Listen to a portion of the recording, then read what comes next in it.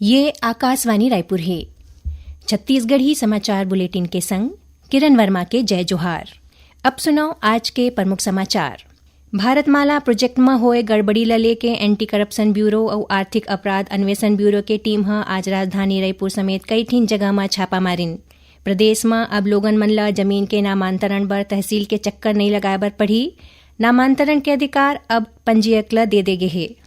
और नारायणपुर जिला में आज 4 जिन इनामी माओवादी पुलिस के आगू करें आत्मसमर्पण। अब समाचार विस्तार ले।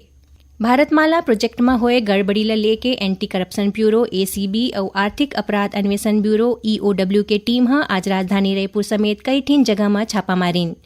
मिले जानकारी के अनुसार ACB और EOW के टीम आज बिहनिया ले ही रायपुर समेत दुर्ग, भिलाई, कोरबा और आरंग में तत्कालीन SDM, तहसीलदार और राजस्व निरीक्षक समेत कई ठीन राजस्व अधिकारी मन के यहाँ दबिश दिस।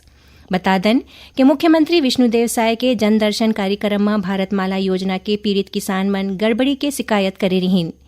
पीड़ित किसान मन मुआवजा तक नहीं मिले के बात कहे रहीन। मुख्यमंत्री शिकायत ल गंभीरता से लेत जांच के आदेश दे रहीन। प्रदेश में अब लोगन मन ला जमीन के नामांतरण बर तहसील के चक्कर नहीं लगाए बर पड़ी। नामांतरण के अधिकार तहसीलदार ला लेके पंजीयक ला दे गे है। इस संबंध में छत्तीसगढ़ राजपत्र में अधिसूचना के प्रकाशन कर दे गे है। बता दन कि जमीन के खरीदी के बाद नामांतरण जरूरी होते एखर बर अभी संबंधित तहसील में आवेदन देबर पड़त रहीस। तहसील कोर्ट ले आगू के प्रक्रिया करे जात रहीस। एखर अलावा नामांतरण के प्रक्रिया लंबा बेरा ले लंबित रहे के सेती भूमि स्वामी मन ला परेशानी होत रहीस। राज्य सरकार इस समस्या के समाधान बर छत्तीसगढ़ भू राजस्व संहिता के धारा 110 के अधीन तहसीलदार ला मिले नामांतरण के शक्ति जिला में पदस्थ रजिस्ट्रार और सब रजिस्ट्रार ला दे गे है। राज्य सरकार छत्तीसगढ़ भूमि विकास नियम में संशोधन करे है। एखर चलत छत्तीसगढ़ में अबले उद्योग मन एके भूखंड में दुगुना निर्माण कर सकी।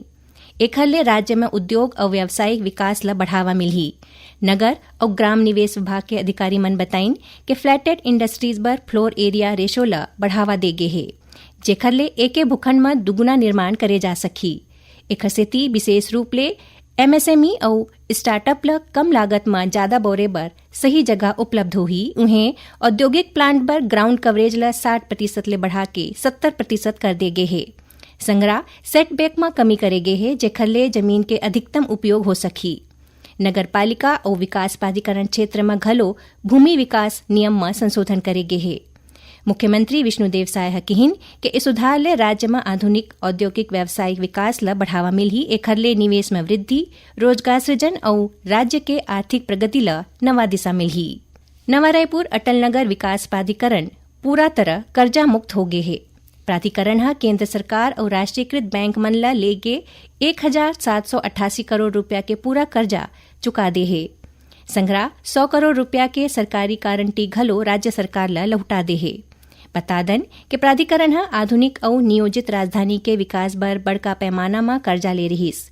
एक कर्ज भूमि अधिग्रहण, सड़क, शासकीय भवन और शैक्षणिक संस्थान के निर्माण बर रहीस। राज्य सरकार स्कूल मन में गर्मी छुट्टी के दौरान समर कैंप आयोजित करे के निर्देश दिन है। स्कूल शिक्षा विभाग के सचिव कोमल सिंह परदेशी इस संबंध में प्रदेश के जम्मू कलेक्टर और जिला शिक्षा अधिकारी मन ला पत्र जारी करीन है। पत्र में कहे गे है कि समर कैंप बिहनिया 7:30 बजे ले 9:30 बजे के बीच स्कूल या सामुदायिक विकास केंद्र मन में आयोजित करे जाए। समर कैंप में चित्रकारी, गायन, वादन, निबंध, कहानी लेखन, नृत्य और खेलकूद जैसे गतिविधि रखे जाही। संग्रह कला और रचनात्मक क्षेत्र के विशेषज्ञ मन ला आमंत्रित करके ओमन ले छात्र छात्रा मन ला मार्गदर्शन और प्रशिक्षण दिलाए जाही। राज्य सरकार रायपुर स्थित गांधी भवन में सौर ऊर्जा आधारित सिस्टम स्थापित करे के योजना बनाए हैं। एखर उद्देश्य भवन के विद्युत आवश्यकता मन ला पर्यावरण के अनुकूल पूरा करना है। खादी और ग्रामोद्योग बोर्ड के अध्यक्ष राकेश पांडे और अक्षय ऊर्जा विकास अभिकरण क्रेडा के अध्यक्ष भूपेंद्र सवन्नी के बीच आज एक बैठका हुई। बैठका में गांधी भवन में सौर ऊर्जा प्रणाली के स्थापना और एखर उपयोगिता ऊपर विस्तार ले चर्चा हुई। दोनों अध्यक्ष मन परियोजना ला तुरते अमल में लाए बर परस्पर समन्वय स्थापित करे ऊपर सहमति जताइन है। छत्तीसगढ़ी समाचार बुलेटिन आप मन आकाशवाणी रायपुर ले सुनत हो। छत्तीसगढ़ के खबर ले है आपकी वास्ता और खबर के विश्वसनीयता ले है हमार वास्ता। आकाशवाणी समाचार रायपुर के प्रादेशिक समाचार बुलेटिन के संगे संग हमार समसामयिक कार्यक्रम आप रेडियो के संग अपन मोबाइल में घलो सुन सकत हो। आकाशवाणी समाचार फेसबुक, ट्विटर और यूट्यूब में घलो हावय। हमार फेसबुक पेज हरे Chhattisgarh news on AIR, Twitter handle CGAIR news और हमार यूट्यूब चैनल हरे छत्तीसगढ़ AIR न्यूज। तो अब रेडियो के संगे संग आपके मोबाइल के माध्यम ले हम आप तक पहुंचत हन। छत्तीसगढ़ के हर खबर पर सुनत रहो आकाशवाणी समाचार। अब आगू बढ़बो बाँचे समाचार को ती। नारायणपुर जिला में आज 4 जिन इनामी माओवादी मन पुलिस के आगू आत्मसमर्पण कर दे है।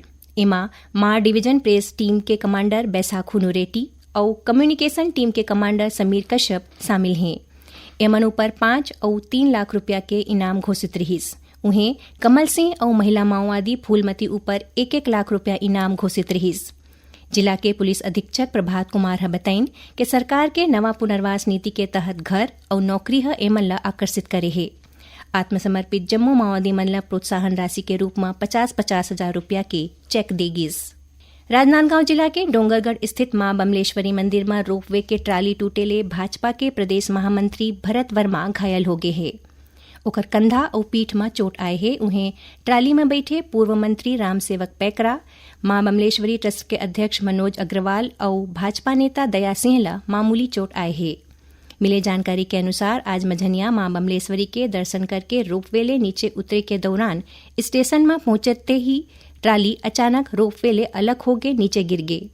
एक घटना के बाद घायल नेता मन ला डोंगरगढ़ के एक निजी अस्पताल में भर्ती कराए गए हैं।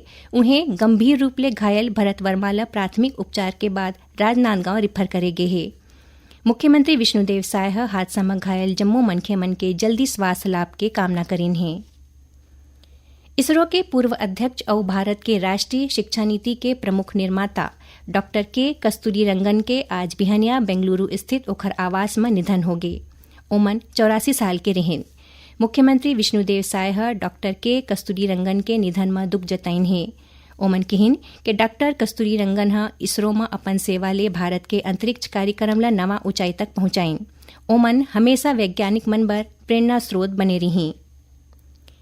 सुनैया मन ला बता दन कि प्रादेशिक समाचार एकांश के समसामयिक विषय में आधारित कार्यक्रम बातों बातों में ए बखत संघ लोक सेवा आयोग UPSC के परीक्षा में 65वां रैंक पाए पूर्वा अग्रवाल ले गे भेंट वार्ता प्रसारित करे जाही। एक प्रसारण काली 26 अप्रैल के FM चैनल में बिहनिया 9 बजे ले करे जाही। उन्हें प्राइमरी चैनल में एक कार्यक्रम के प्रसारण बिहनिया 10:30 बजे ले करे जाही। इला छत्तीसगढ़ स्थित जम्मू आकाशवाणी केंद्र AK संग्रह रिले करही। और अब थोरकुन समाचार सारमा। प्रधानमंत्री नरेंद्र मोदी इतवार 27 अप्रैल के मझनिया 11 बजे आकाशवाणी में मन की बात कार्यक्रम में देश विदेश के लोगन मन संग विचार साझा करही। ये कार्यक्रम आकाशवाणी और दूरदर्शन के पूरा नेटवर्क में प्रसारित होही। आज विश्व मलेरिया दिवस है। मलेरिया के बारे में जागरूकता बढ़ाए और ए रोग ऊपर नियंत्रण, रोकथाम और एला पूरा खत्म करे संबंधी उपाय मन ला बढ़ावा दे बर विश्व स्वास्थ्य संगठन डहार ले हर बछर ए दिवस मनाए जाथे।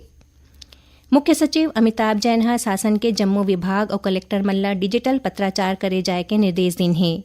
ओमन पत्र जारी करके कहिन है कि कार्य संपादन में गति लाए, उन्नत कार्य कुशलता और पर्यावरण संरक्षण पर डिजिटल पत्राचार के उपयोग करें। और कोरबा जिला के ग्राम भैंसमा के पहली पारा में काली रतिया राखे गए एक बिहाव समारोह में जहरीला भोजन खाए ले 50 ले ज्यादा लोगन मन बीमार हो गए हैं, जेमन ला मेडिकल कॉलेज अस्पताल में भर्ती कराए गए हैं।